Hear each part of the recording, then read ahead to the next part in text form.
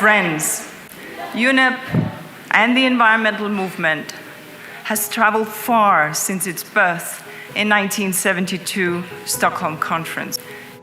UNEP offered the world a new way forward based on a vision for a better, healthier Earth, built on the pillars of international cooperation. Great pleasure to meet you. Together, with member states and partners, we have achieved a lot.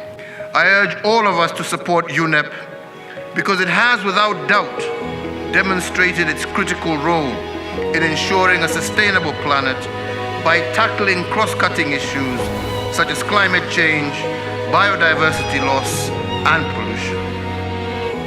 Over the past 50 years, we've seen when the world decides to act, the world comes together to act. Now is the time to truly make that lift for humanity and to do much more and much faster.